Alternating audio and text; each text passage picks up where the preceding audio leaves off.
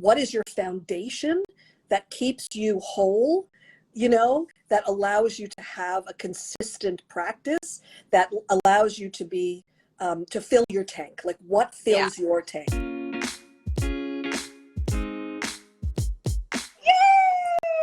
Hello, hello, hello. We did it. Hello, hello.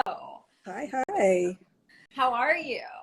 I am good today. I am good. You know, not every day is great, but with this crazy Omicron, but I'm good today. Crazy, huh? Yeah. I think that we should let a few more people come in. Sure.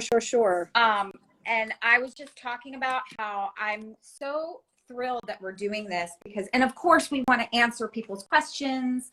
But I am actually doing this with myself, which is, I think that, you know, acting really does relate to life. And when you are training and you're investigating and exploring anything creative, you're also learning about yourself. Yeah. And so not only does this bring you deeper into yourself, but it also brings you deeper into the work. Yes. And one of the reasons people always say, well, why did somebody get that job? Or why is this person successful?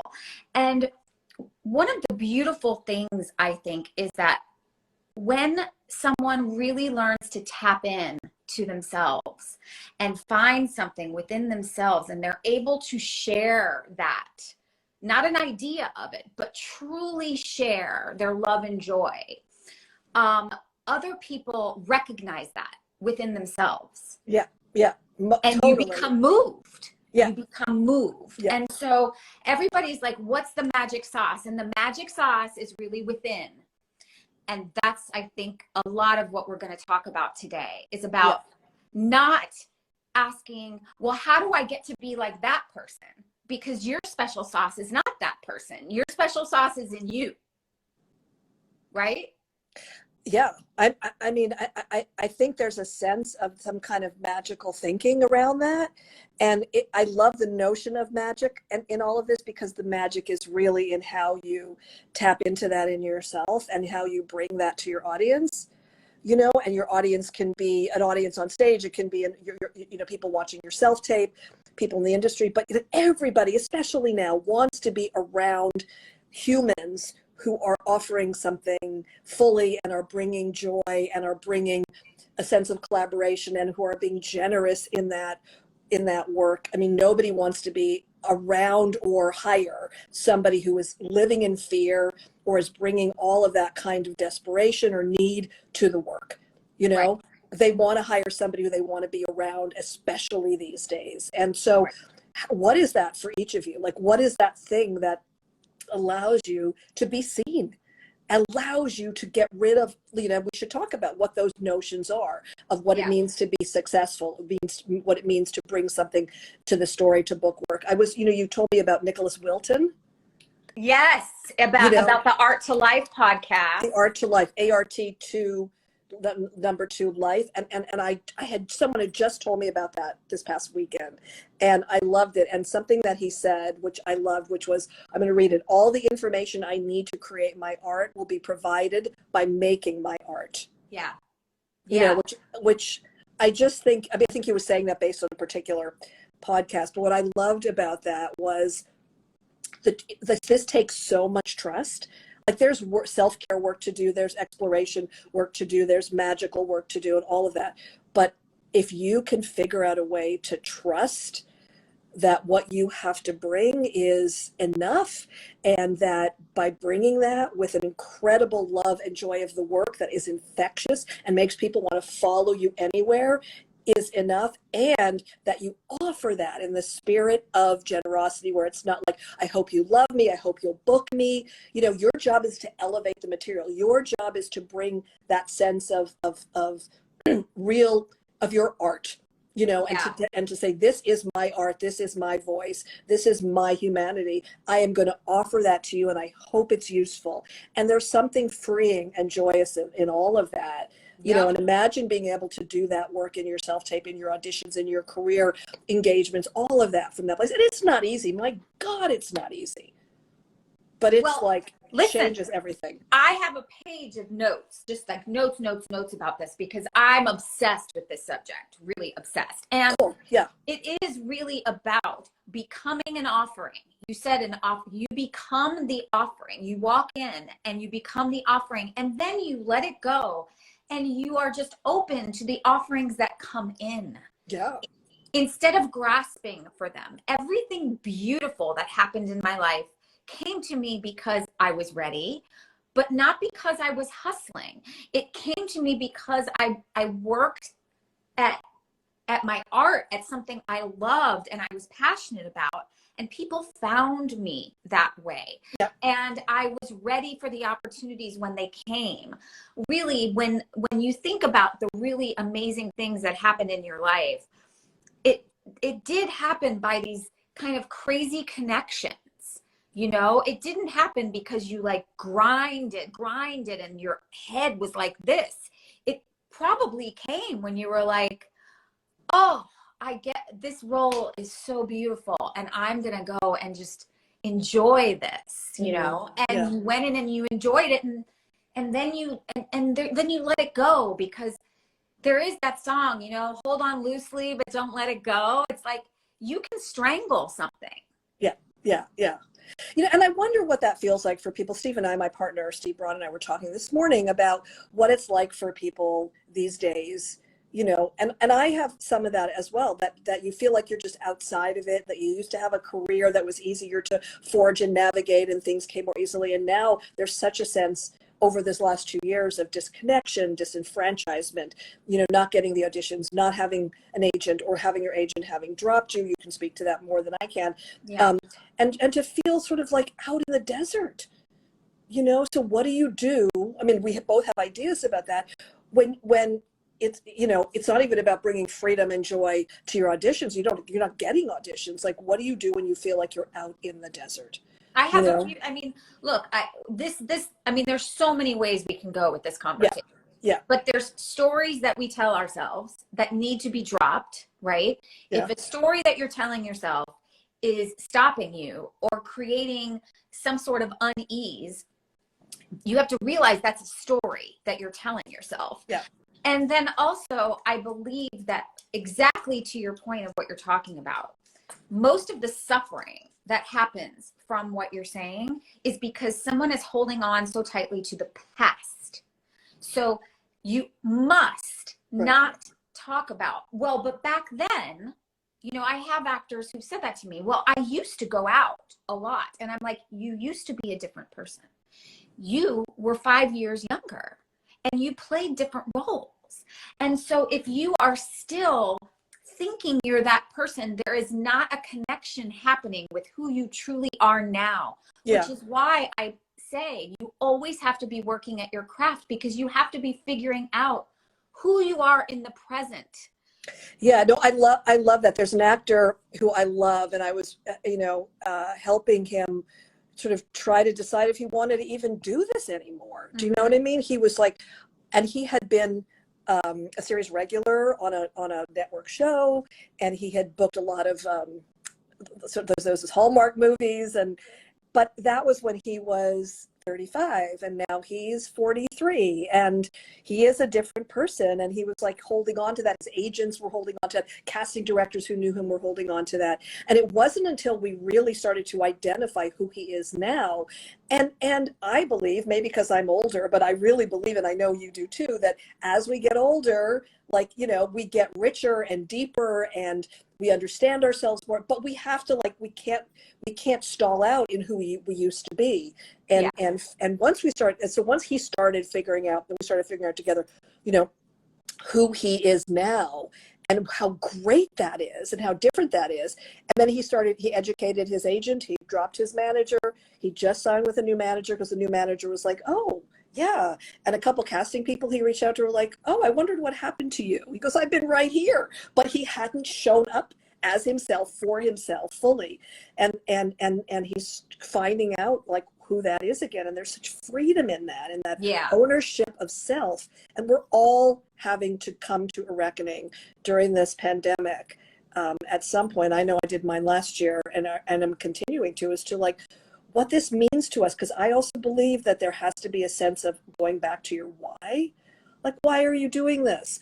I don't think you're doing this because you wanted to book that, co-star on that network procedural. Like, book it. Yes, we want you to book it. But that didn't identify you as an actor. You know what I mean? That's not why you said you did it. I mean, you probably started doing this and continue doing this to pursue it for a reason that's deeper than that co-star or that guest star. And so what is that for you? Again, I was talking to somebody who just came off a big show, one of my favorite shows. And like, he's like, I don't know what my career is now, because I was doing that for 7-8 years, and I didn't pursue anything. And now I'm like, oh, I have to get back in the audition game and whatever else. And then what the amazing thing was, and this is what you're talking about, he came back to the heart about doing this work, that he is an artist first, not an actor who someone may want to book. And as soon as he did that, like, we sat down, he's from the UK, we sat down to dinner, and like, the doors burst open, and he realized what his why was, his purpose was, and what he had to offer, and why he was excited about being an actor, an artist, and what that meant. And everything just changed. And you know what? I didn't feel obliged to help him. I felt thrilled and excited to collaborate with him in his pursuits. And I think that this calls to something larger about trusting your path that you're on, because the opposite can be true. And I love that you're bringing up someone who's a series regular, because I feel like one of the traps actors fall into is they think, if I just get this, then I'm set. If I just make it here, if I just, like yesterday, somebody talked about, oh, now I'm a recurring co-star. How do I keep this momentum? There's no such thing really as momentum. It's just the job you're in, and building upon that, and building upon your knowledge and your life. And we reach for the next thing. But even a recurring guest star, even a series regular, when that job is over, you start over again. And so it is about trusting. It is about having something that is, what you said, deeper inside of you, that carries you through all the ebbs and flows of this business. And the opposite can be true. Some people come to me, and I'm sure they come to you, and they're new or newer, and it's years, and they're like, it's not happening for me, I guess I'm done, right? And that happened to me when I started acting. I had to grow into who I was in this business, right? I was never a WB girl, right? So once I had been in the business for a few years and grew into a woman in my 30s, that's when I started making all my money and starting booking all the jobs and stuff, because I grew into who I was. And so it connected, right? So your path is not going to look like anybody else's path. And so comparing yourself it makes no sense.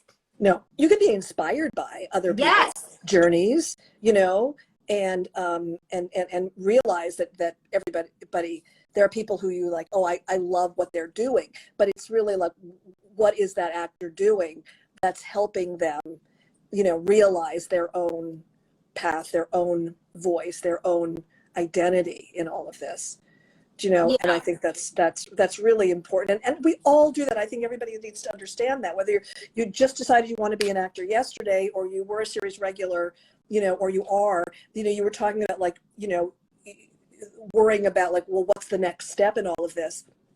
And I think it's like, what is your foundation that keeps you whole, that allows you to have a consistent practice, that allows you to be, to fill your tank. Like, what fills your tank as an artist? And that is an audition technique. That is a career, technique. It's like, what is it that just makes you whole, makes you a happy artist, fills your tank every day as a human, as an artist, as a citizen of the world, because that is ultimately what's going to, fulfill you during drought times, as well as, and the highs are not really going to be the highs that you think, because everybody who hits a high, there are additional pressures. And then, you're like, what is your publicist going to do? And what is your audience going to do? And, what are you going to, like, there's so many more challenges, the more successful you get. So like, what is it that's going to consistently fill your tank? Because I see actors come to class with us who like are on a hiatus from a show they've been on for 6 years, and they're like, I'm just not fulfilled. My tank is not full. That it Yep. looks from the outside like I have the ideal life and career, but truthfully, like I'm grinding this thing out in Atlanta when I live in LA. Nothing against Atlanta, yay Atlanta, but they still are looking for that thing that lights them up, Yeah. that made them fall in love with acting in their basement when they were kids, or saw that show that said, this is what I want to do for the rest of my life. So what is it that really lights you up? And I know I have to say, for me, when I keep coming back to that, it's the thing that makes me a happy artist. It makes me realize I really am an artist, and everything else, I approach all my work and my life differently when I'm in I that like space. thinking about it like this, and this just is something that I heard not too long ago. Yeah. The art is in the doing of it, right? Yeah, And that's like that Nicholas Wilton thing. Yeah. yeah, and the job or the painting or whatever it is you're producing is the artifact. It's Mm, actually not the thing you need to concentrate on, because that's not the art. If I you're love that. concentrating on the product, then Yeah. you're not actually doing the art. Yeah. And the art is the only thing you can control. So it is about finding that love and that offering, and in the moment, staying present, whatever you have to do. And I think one of the things that this live that we're doing came out of is you were watching me do a video where I was dancing. Yes, you were dancing while you were painting or in your studio. Yes. Yes. Yeah. And whatever you need to do to bring yourself back to the present moment Yeah. is that is part of your practice of being an artist. And I mean an artist in a broad sense of the word, an actor, whatever that is. And booking the work is the artifact of that. And I know, I didn't even introduce you, you guys. This is Risa Bramon Garcia. Did I say that right? Bramon. Bramon. Yeah. She has been a director for so long. So she has watched countless auditions. She's been a casting director for so long. And she also now has opened this beautiful school where they embody what we're talking about right now. And so honored to have her here. You can look her up. I'm going to stop. I'm not going to list off her credits or whatever, but I meant to do that in the beginning. I forgot. Oh, no, that's fine. We just jumped into it, which was fine. Yeah. Hi, guys. I'm a huge fan of Stacey's, and I think we share a lot of the same values and points of view about the work. And I'm always really inspired by what you say. And this is what we do at our studio, the BGB studio. I'm actually in here from our studio Instagram space. And yeah, I just, it's what Steve and I founded the studio on, because we felt like actors needed to continue to come back to those values of their own and those practices, and approach the work, the business, with artistic leadership. And I know we've talked a lot about what that is, but like, no agent will sign you or even work for you. No casting director will want to hire you. No director, producer, studio executive will want you in their sphere unless you can show up with a certain amount of authority, creative authority, and a willingness to really show yourself and to have a seat at the table. Yeah. And that's the thing that is so freeing when you say, yeah, I'm going to enter this space with a point of view. I'm going to share my work, and I'm going to do it for its own sake, for the process of making art, which is what everybody wants, no matter what the commerce of it is. And when you approach the work from that place, like, doors open because people are infected by, excited by, just turned on by that approach, and it's everything. So let's talk about, there's several things around classes, because I've had people write to me when I talk about people studying. Some people think they don't need it. Yeah. So there are people who are like, well, somebody said, one of these basketball players, well, he never went to practice, because I talked today on a video about I saw that. Training in your craft like an athlete would train, and you don't wait until the game to train for for the game. You train before that so that when the game comes, you're ready. And the game is the audition, right? You have to, an audition should come and you be like, oh, 10 pages, here we go, right? Because I just did a 3-page monologue from Neil Labute play yesterday, right? So here we go. And it becomes this, oh, look what's being offered to me. Here's what I'm going to offer. But if you haven't trained, then you're just swimming in this unknown. And I think that a lot of the people who are watching think that, oh, I'm just going to get discovered. And while there are always exceptions to the rule, this is a beautiful craft. And the people who really elevate themselves in it have worked on their craft and figured out what works for them for many years. And it is a craft. I mean, the craft part of it means it has to be practiced, right? And I love that you're aligning it with being an athlete, because whether you're a dancer or a musician or an athlete, like, you have to be in a practice in order for you to be ready for that moment. You're right. So that when that audition comes in, you're not going, you have the flexibility, the muscularity, the freedom, and the experience to be able to say, yeah, I can do 14 pages overnight with my significant other who's not an actor as my reader. And no problem. And that's what it's for. It's not like and yes, to get better and to, level up and do all of those amazing things, but more importantly, so that you are free, so that you're free.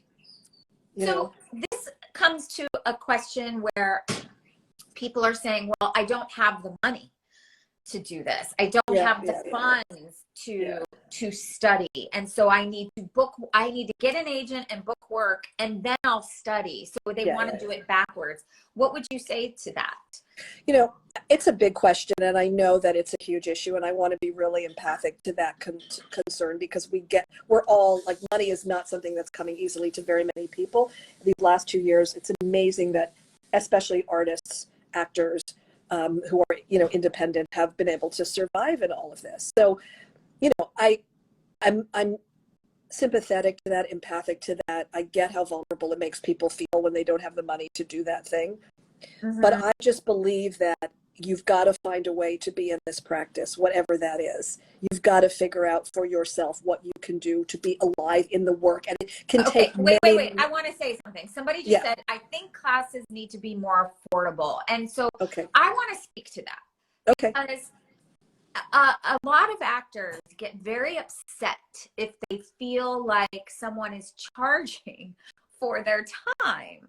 And I'm here to tell you that you would not work for someone for free. In fact, this pandemic is showing everyone that a lot of people are quitting because their employer wasn't paying them enough money. Mm-hmm. And so to expect someone to give of their time and to charge less, I'm just not sure about that. I believe in, you have to value the person who's giving you their time. And so if you're not getting value for your money, because your money is well earned, and you should get, like, anything that you buy, anything that you do, you should feel like you're getting the value for your money. Yes, people need to be paid. We need to run our studio and pay our staff and pay our teachers and pay ourselves enough money to yes, absolutely. It's a business. Yes, we get, that's important for everyone to understand. But if you're not getting what you need, but it's also knowing what you need and coming to, like, what is it that you're actually looking for, and one of the things we do at BGB is we make sure that we are creating a community of artists who can collaborate together, and where people can really find a way to express their voice fully and their talent. So, but if you're not getting that, or if that's not what you want, then go somewhere else or do something else. Find the place. It's not like every place is, you're not going to buy every car out there, right? Or every yogurt out there.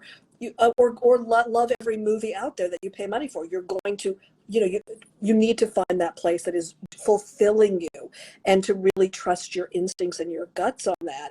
And also, if you cannot afford it and you really need and want it, there are ways, there are scholarships, there are reduced rates that people have. We certainly do that where it's appropriate. And there are other You ways helped for you. someone that wrote to me, and I sent him to you, and I said, he doesn't have a lot of money, Right. but he's very passionate. Can you help him? And you did. And, Yeah. you know, I mean, feel don't get the wrong idea, everybody. We're not going to look. We're not like, we don't have scholarships for the entire world, but we have a percentage, like 10 to 20% of our classes are people on scholarships,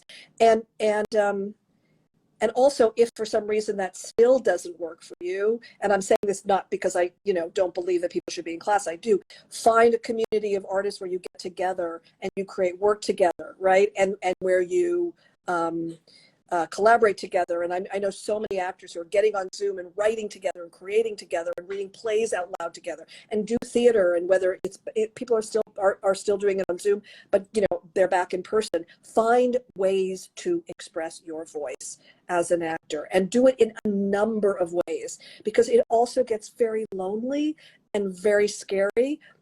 And for me, I know that, like, again, that's part of why I created the studio, to have a community of like-minded artists to be able to, with whom to collaborate, so that you are in a place of incredible, again, filling your tank together, whatever that looks like for you. Try to find that, Yeah, I also want to just speak to, like, because I just had an actor, people ask me questions and stuff on my Instagram, and, it is true. There's a saying that says you get what you pay for. And also, when I learned to meditate, I thought, well, my meditation teacher should be giving this away for free. This should be free for everyone. And, one of the things he says is people don't honor something unless they're giving a piece of themselves to it. And that's when they really pay attention. When you give something for free, a lot of times people don't honor it as much. And, I just had someone who I showed them some photographers that I liked, and they went to someone who I'm sure was much cheaper, right? And they thought they got something similar, but it's not, right? And so I just want you to remember, just because you find an acting class and it's only $100, it doesn't necessarily mean you're going to get good training.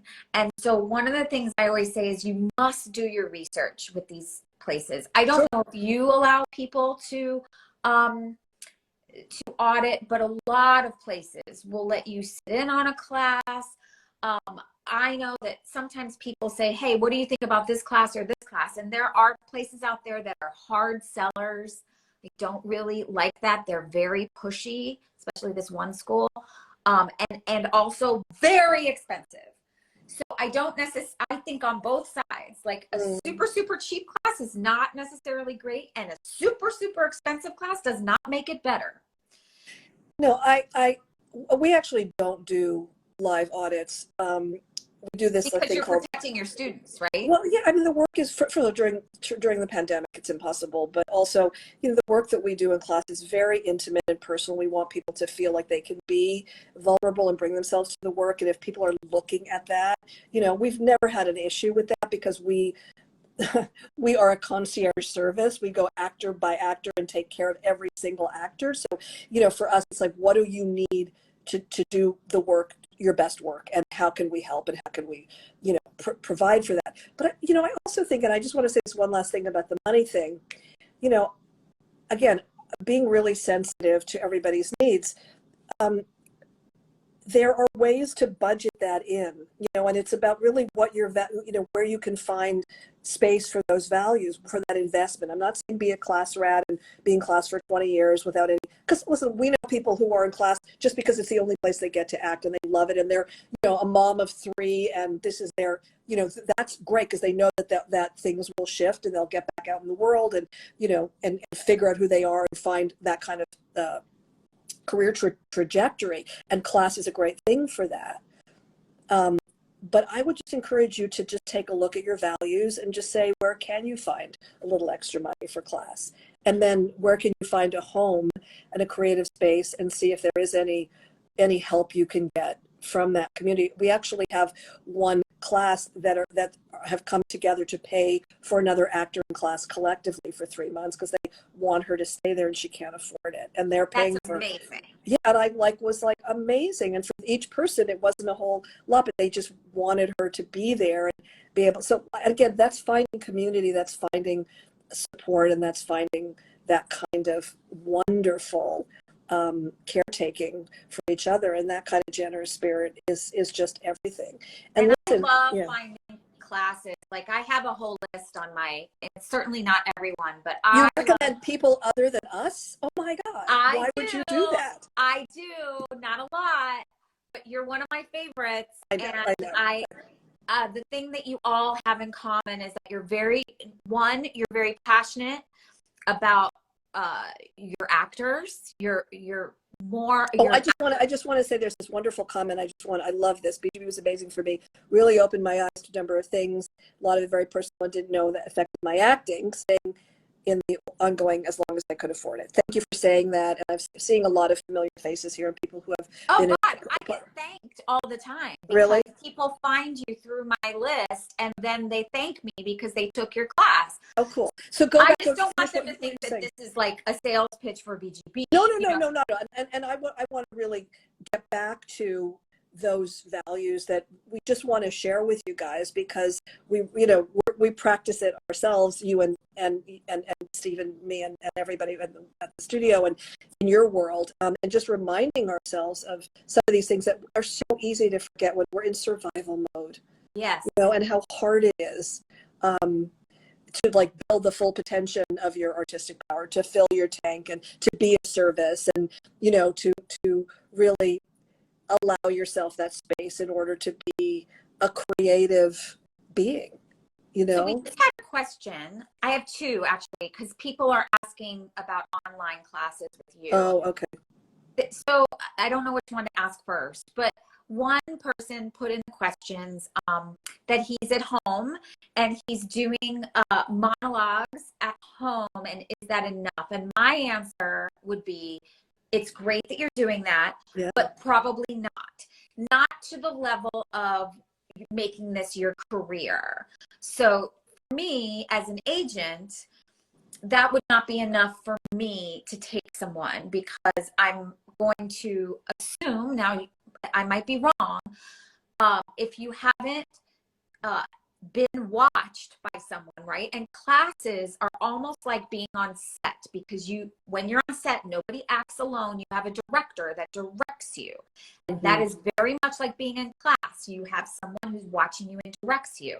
If you're at home doing a monologue in the mirror, that's amazing and wonderful. And I hope you're dancing after and applauding what you do.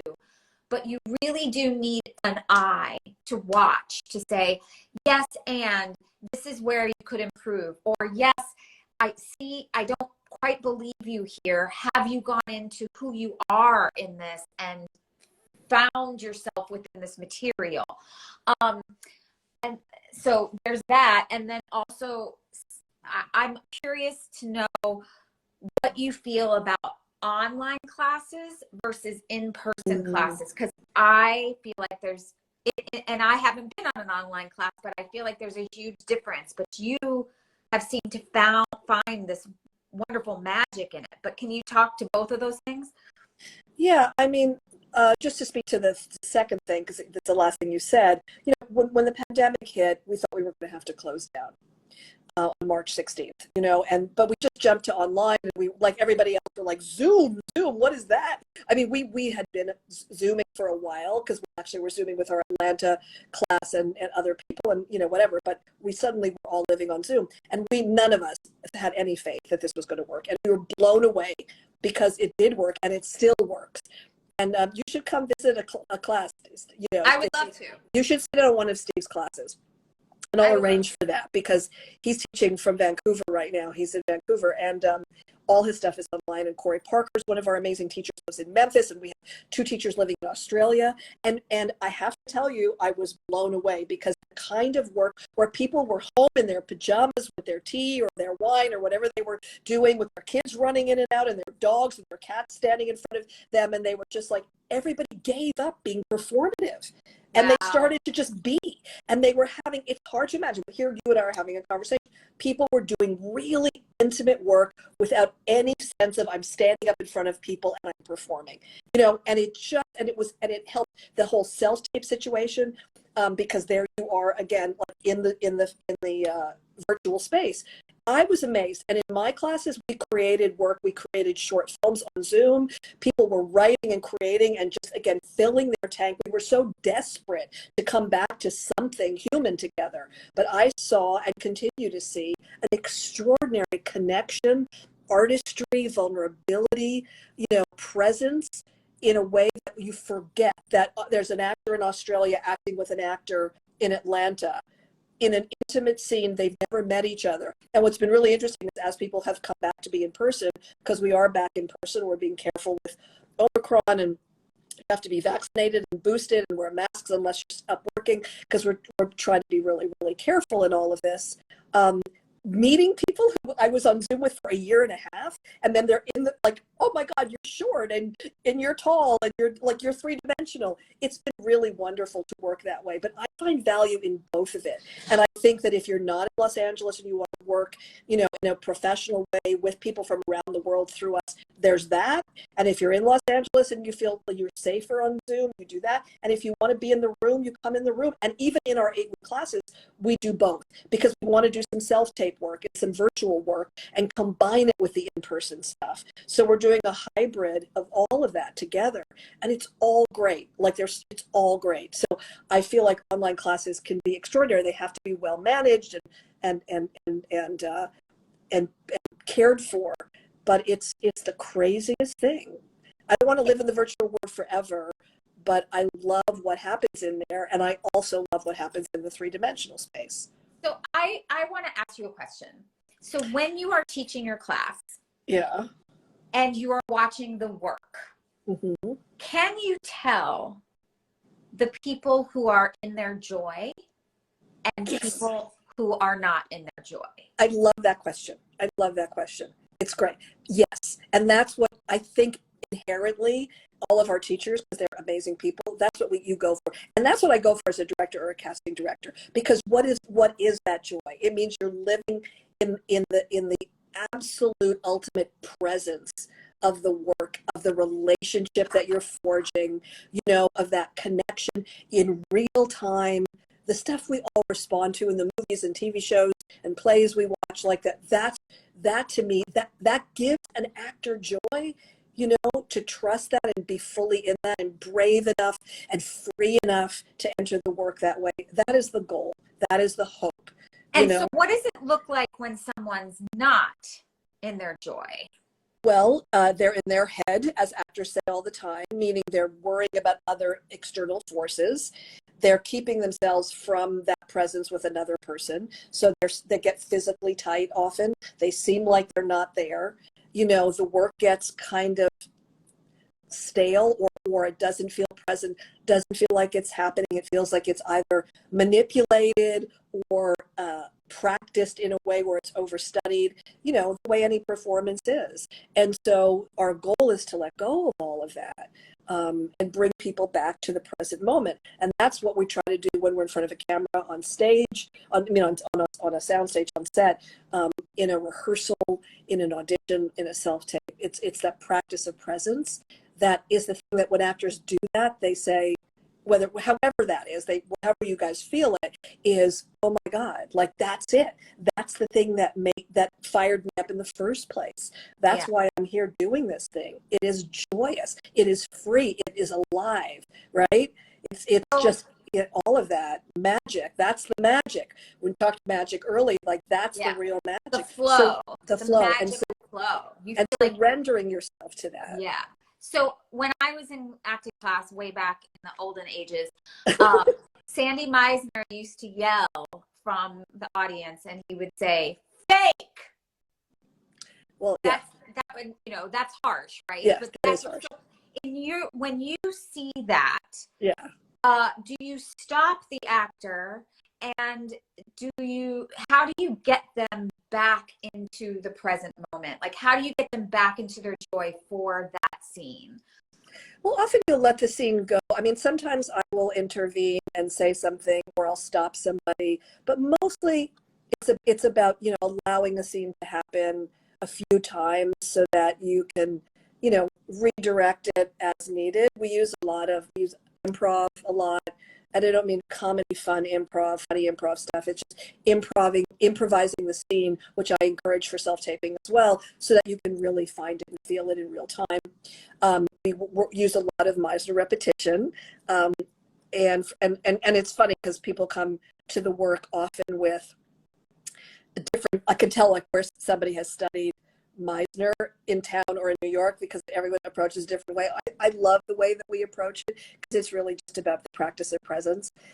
And we talk about circumstances, and there are all kinds of wonderful ways to unlock any individual's heart, right? And I love that, to unlock the heart, because yeah. when you're not in your joy, you're not in your heart, you're not in the present. That's right.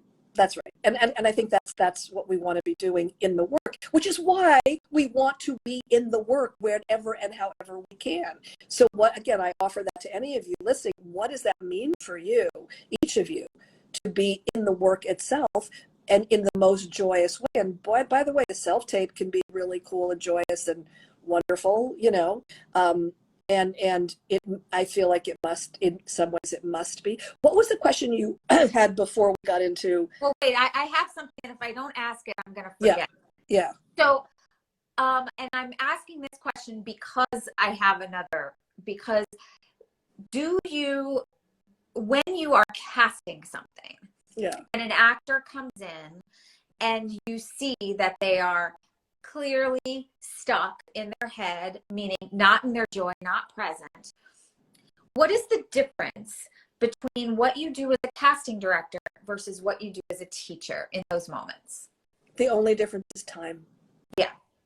There's no difference. I mean, that's how I approach the work. It's the same.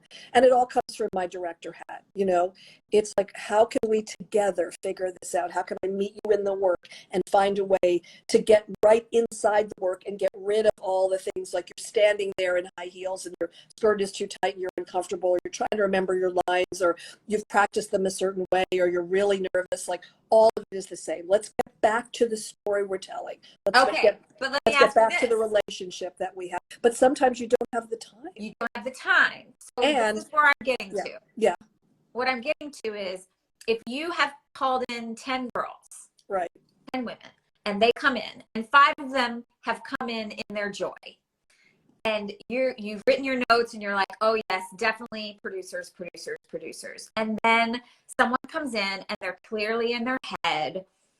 Do you have time, since you already have these 5 other women that you're like, great choices, do you have time to actually work with this person to see if you can get them to the place the other 5 women are? Yes and no. Again, it's all about time, because you may not have time and you're behind and you got to get through the day. And we're talking about doing these things live. And I know for most of you, that's not happening, like whether it's live on Zoom or live in the room. And we will get back to all of that. And we can address how to do that in a self-tape. And by the way, for any of you, if you go to the BGB studio to our link tree, you'll see a PDF that you can download called The Perfect Imperfect Self-Tape, which has great tips that we put together, because just the pain of self-taping has got to stop. Okay, so then let's talk about it for self-taping. But I just want to speak to to answer just what you're saying, and that is, I have certain very quick ways that I can help somebody get present. What are those? I'm not going to tell you.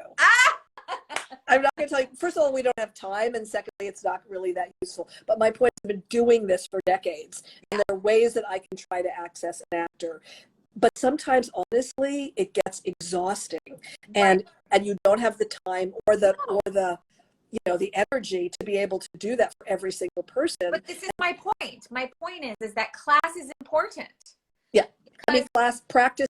So when you're in the practice of that, because it's actors who are free and in the practice of it, who give up. Like I saw a guy for a role, and he was so in his joy because he just had a baby, but he almost didn't come in because he was so exhausted. He hadn't slept in a week because he had a baby. And he was like, I can't remember my word. But I said, let's just come back to, like, you just had a child. Oh my God. Like, talk about heart open and life-changing thing, and like the real pure joy of the thing. And we just were able to get to a place where it didn't matter. Like, he didn't get the lines all right, and he looked like shit, but he did such beautiful work, because I kept bringing him back to that place that was lighting him up, that was filling his tank. And I explained it to the producers watching it, like, just understand. And they all were parents, and they all got it, and they cast him, and it was like, oh my God. Which is amazing, because I think that what that really describes is that, like, I've had actors who were sick, let's say, and there is this letting go ness. Yeah. Where you let go of all of the work and everything that's in your head, and you're like, well, I'm sick, so it doesn't matter. And he's like, well, I just had a baby, so I'm just going to come from that. Yeah. And these are all the things that you explore in class, where you, Risa, would have time to actually work with people, so that when they're doing their self-tape, they're already there. And so you brought up your self-tape and the thing that you've downloaded, the thing that you've written to help people. But so have you cast something since COVID where you're watching just self-tapes, no in person? Yeah. Yeah. And also, even before COVID, we were watching a lot of boatload of self-tapes. Like, it was taking over anyway. So, and I've cast off of self-tapes many, many times. Can you tell in the self-tape if somebody is coming from joy and someone who's not? Absolutely. And when you are casting and someone is not coming through joy, but you have others who are, would you take the time to call the agent to have them re-self-tape because that person is not coming from their joy? Honestly, probably not. So I'm leading you right now. I am leading you because I really want people to get that class is so important, because when you are up for a job that Risa can hire you for, she's not going to have the time to teach you in your audition. That has to happen before.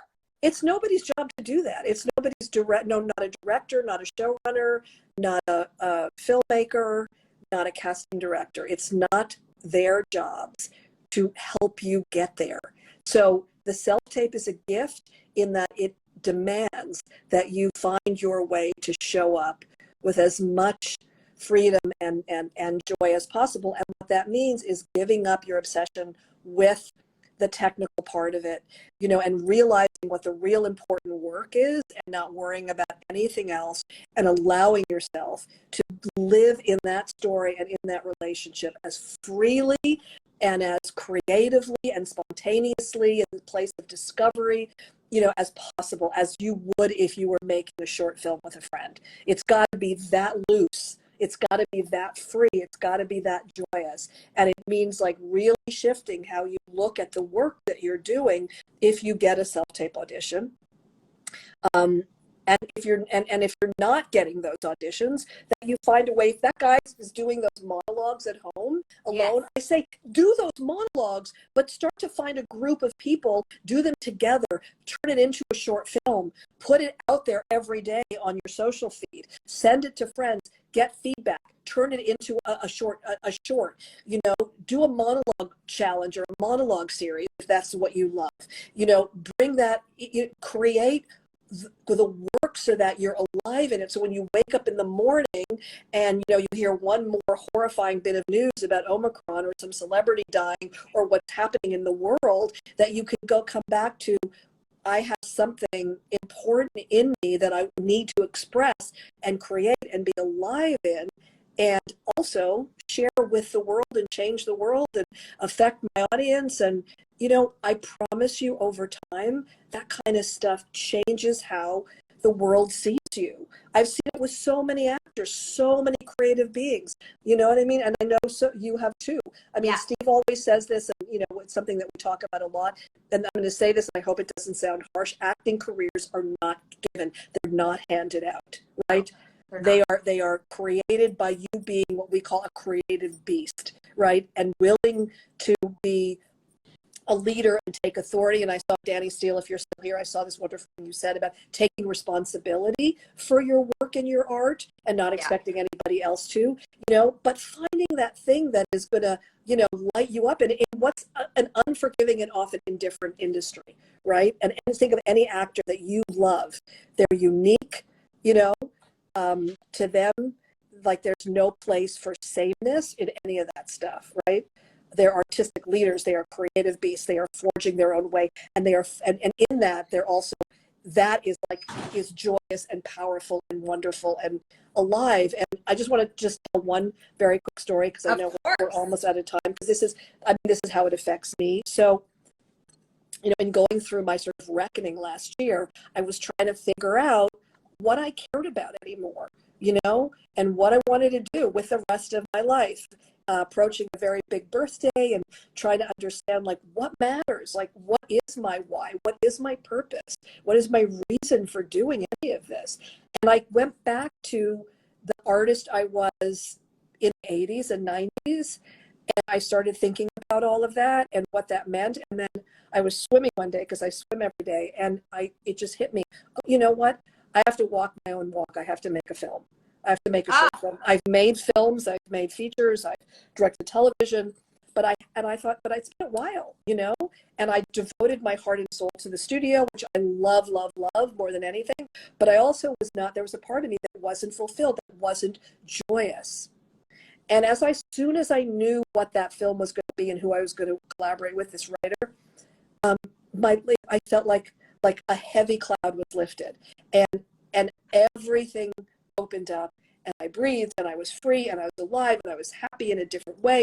Everything that I did, everything in my life that I did, was suddenly lit up from that place, because I was doing that thing of filling my tank. And I don't know, it's not like I'm making the film so I could get into competition or get into film festivals or any of that stuff. It's just something I feel I have to do to be a whole happy artist. And I have dropped you in, right? Yeah. Having that why that you talk about drops you into a place that isn't really here. It's down in here. It's got to be down in here. Everything that you do has to be living down in here. And that's where that joy comes from. The joy is not a head thing. And I'm not saying you shouldn't have plans, you shouldn't have career goals, and you shouldn't do all the things that are available to you. There are things that that you can do and all of that. But we're talking about coming back to a deeper rooted experience, need, so that and if you find that you don't need to do that right now, then take a break. There's no drive in all of this. A lot of this is also realizing we have to slow down, we have to let go, we have to allow for things to happen, and create space and all of that. I think that's the pandemic has taught all of us that, don't you think? Don't you feel like, Stacey, as an artist, you're an incredible visual artist, like, don't you feel that that letting go and space that you create for yourself has freed you and made you happier? I'm just now getting to it. I've reduced. I only represent, theatrically a handful of people now, commercially more, but I really wake up now, and anytime I find that I'm in my head, or I'm planning, excessive planning also puts up roadblocks because you have expectations. Instead, I'm finding how I can be more open to the offerings that are coming in, and what am I going to offer this day? What am I offering today? And it just becomes about that, like your movie. That's what you're offering right now. You're offering that to the world, and it's not about, oh, I'm going to get into Sundance. Do you know what I mean? Because I promise you, my little girl was just a lead in a Sundance movie, and now she's sending in her self-tapes because we're just having her audition again. Is she that 10-year-old? She's 12. Oh, but you had somebody else, I thought, who was like 9 or 10. No? In Sundance? Yeah, somebody. She looks young, but she's 12. Oh, okay. All right. She seems great. Yeah. She's amazing. But, so again, it's not about the goal necessarily. It's about digging deep and really just being open with an open heart and being dropped in however you learn how to do that for yourself. And I love that about you and Steve, and how you talk about it all the time, and how invested you are in helping actors. And I really want to stress to everybody, you know, Risa doesn't have to do this. Like, she's a casting director, she's been a director, she does her own things, and she really is so passionate about actors and takes the time to really open people up. And I just love that about you. And I love that you wanted to do this live about joy. Yeah. It's just, we forget, like, this business it can be soul sucking. You know, whether you're sending in your 400th self-tape and you're not getting any feedback, or whether your agent just dropped you, or whether you're not being seen as who you are as an artist and you feel isolated. Like, there's so many things that can feel soul-sucking. And I'm talking to actresses who are, you know, doing their 40th self-tape of 15 pages a piece and hearing nothing and feel like it's abusive and horrible. And I get that. I know that for some of you were like, oh my God, I would kill for that audition. But there's always something that starts to feel like that. So what are you doing to care for yourself and validate yourself? And it comes back to the work itself, doing it because you're an artist and doing it for its own sake, and offering it from a place of, hey, I know you need something, you know, showrunner person, you know, I get it. This is what I have to offer. Can we figure this out together? What can I offer you in all this? This is all I have in me. And I want to, you know, I am in the joy of what that work means to me, and I'm living in that. And I get to act today, and I get to create today, and I'm offering this to you. And if I hear nothing and nothing comes back, then that's fine, because I've acted, I've done my work, I've explored, I've worked out, I've generously collaborated with you in some way, and hopefully that will be useful to you. And we all know that when, you know, we open the valve, things come back to us because we put them in the universe. And I know that that's kind of woo-woo kind of stuff, and it feels a little general, but it's true. It's true, because I've lived it for, you know, I've lived it when the valve is closed, and I've lived it when the valve is open, and I've seen it and respond to that. And, you know, nobody has the capacity to take care of you. And and yet people want to collaborate with you. They want your offering, and they want to be able to figure this out with you. And when you can be dialed in, sometimes your offering comes out, because creatives are just creative. It comes out in different ways. I mean, if you really drop in, you might find a story that you're supposed to write, or a painting you're supposed to paint. And it doesn't mean that it's taking away from your acting. It's enriching it and enhancing it. And you come back to your acting as like this person with all these layers. Totally agree. Totally agree. There's some limitation people have. It's like, I don't want to do that because then I won't be an actor anymore. Well, what is it? I mean, if, you know, and I've seen acting get so enhanced by people who are directing or writing or taking photographs or cooking and doing, you know, all sorts of things that are feeding your creative spirit, you know, and when you can be generous with that, you know, people see you, we see you as having value. You have something to give. And when you get to that place, right, you make space for your talent. Well, I also think the conversation we're having is a much larger opening conversation. Sure. It's coming from a broader perspective. The question of, well, how do I get an agent, is very myopic and very sort of small. And I'm always about opening the aperture. So if you talk about what's going to bring me joy, how am I going to come at this with joy? It's so like, woo, how do I get an agent? It's so small, right? But that is how you get an agent, by the way. P.S. Exactly. Yes. Because you're going out like this, and we find those people. Yes. Those people rise, right? But if you're focused so small, you're limiting yourself. Instead of doing what you're saying, which is finding your joy, dancing like everyone's watching and not caring. Yes. And just saying, hey world, I'm here. Yes. Let's tango. Yes, let's tango. Absolutely.